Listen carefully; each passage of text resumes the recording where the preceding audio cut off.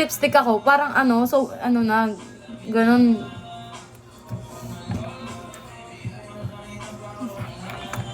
Basta kay sobrang itsura ko bakla. Pag nag-aaway pa kami ng kuya ko, sabi sa akin ng kuya kong bakla, sabi niya, ikaw nga mukha kang bakla eh. Sabi ko, at least may ano, sabi ko na lang, at least may kep-kep, ikaw nga tita eh. Ganun lang kami. Ganun lang kami ng away ng may kapatid kong bakla. Sa yun. As in, te. Sabi, pag may nagtatanong sa akin, no, sa bar, kung ano daw ba. Sabi ko, tanong mo dyan sa ano, waiter. Siyempre, mga kaibigan ko ng mga waiter. Tanong mo dyan. Isa pa yung mga kaibigan kong bakla. Babae yan!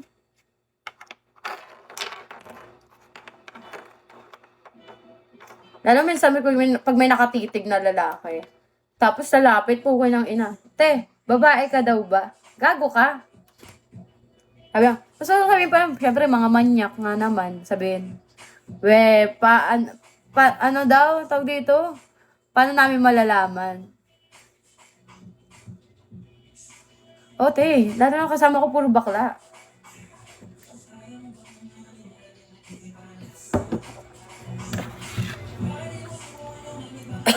Lalo na, tsaka parang bakla din ugali. Sa amin na mga bakla, sa amin mga magkakaibigan, kasama ko bakla. Parang ako pa yung nagpapatawa sa amin. As in, parang ako pa yung nagpapatawa sa amin na mga kabakla kasama ko.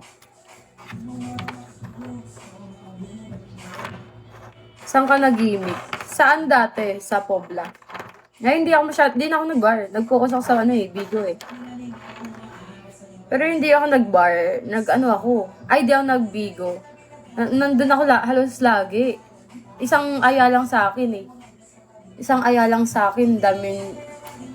Dami nag-chat sa akin tuwing gabi.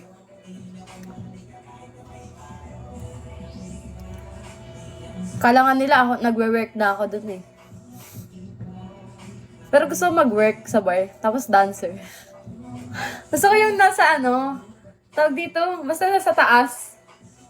Ganon, tapos may isa pa akong babae dito. Tapos ako, syempre, ayoko kita mukha ko, syempre. Gusto ko lang matry. Tapos, takip lang, kahit face, eto lang. Ganyan.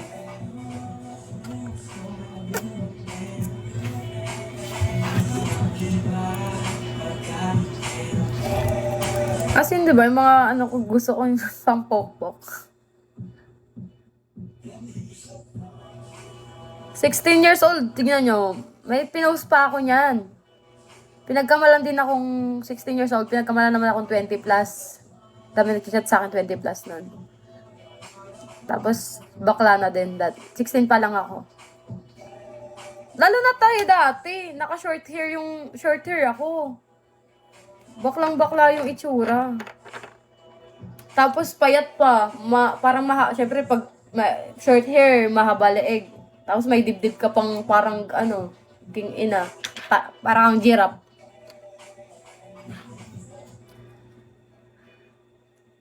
Di bagay sa akin short hair.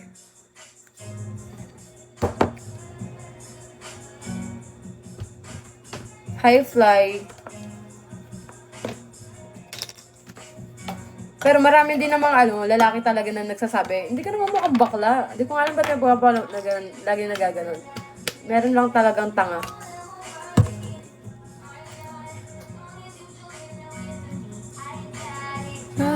Dati kasi, okay sa akin pinagaganon. Siyempre mga bakla magaganda na.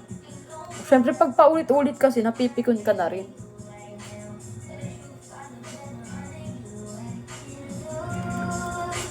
When I'm with you. Yung unang pasok ko dito sa Bigos, pandemic. Ayun, dami nag-comment sa akin, gago. Short hair ako nun. Dahil comment sa akin. Kung ano daw ba, babae ba ako, ganun. Bakla-bakla itsura ko talaga.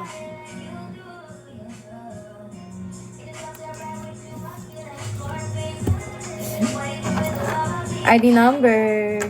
Baka kasi puro break kasama ko kaya na to. Hindi, te. Kasama ko nun babae nung naglalakad ako sa kalsada. Kami dalawa. May sumigaw na nakabike. Tapos bata, dito, sa labas nag-aantay ako ng tricycle. Antay ako ng tricycle. Tapos sa Baclaran din, antay ako ng tricycle. Sabi ng mga bata, bakla, tangina. Sabi ko, hindi ako mapagsalita, visit. Tapos sumigaw-sigaw ako doon. Sa Baclaran naman, may pinagtanungan ako ng prutas. May mga naka-tricycle dito, mga driver, mga ano. Sabi sa akin, rinig namin habang naglalakad kami. Sabi ng mga babae ba yun? Ayun, walang tatanong pa. Sabi ko sa pamangkin ko, pinag-uusapan ako, babae daw ba ako? Sabi naman, sumigaw yung pamangkin ko. Sabi ng pamangkin ko, babae yan niya. Sabi ng lalaki tuloy, narinig pa.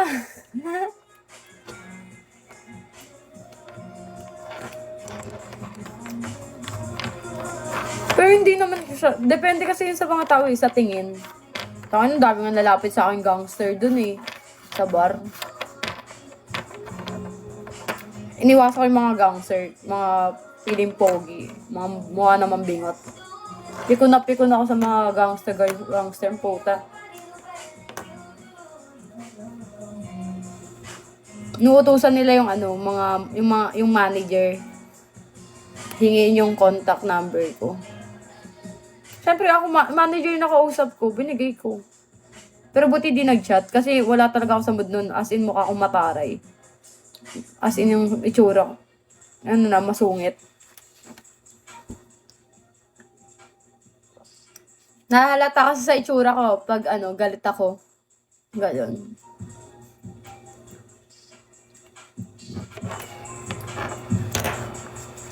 Nagsusung. Pag ganun lang. Mga ganun lang tinginan ko, na sila. Ayun na nila ang kausapin. Hi, Bifer.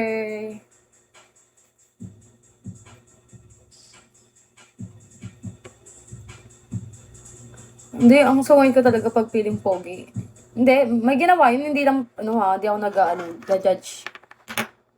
May ginawa kasing kagaguhan yung mga lalaki. Nagpapapicture lang kasi mga kaibigan ko, ayaw. Tapos sa huli, nagpapapicture sila isa-isa sa akin. Kasi hinihingi yung number ko. Kaya wala akong sa mood.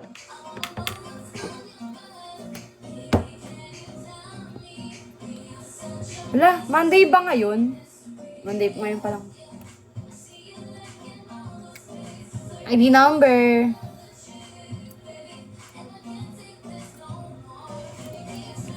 Wala kasi akong mineral.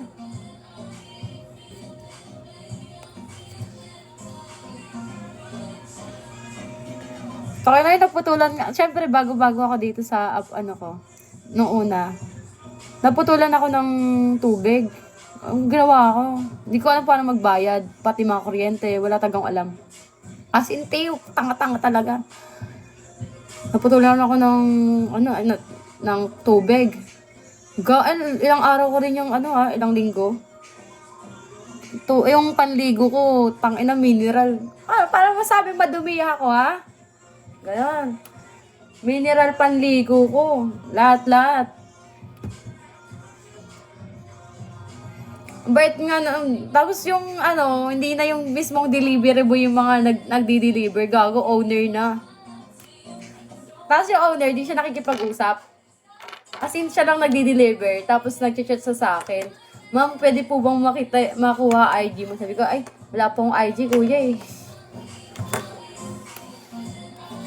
Baka, ka pa patagong apartment. As in, patago to, apartment na to.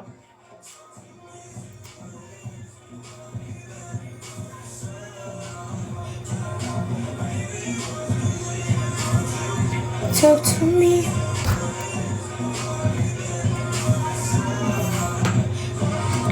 Pero gusto kong naglipat next year.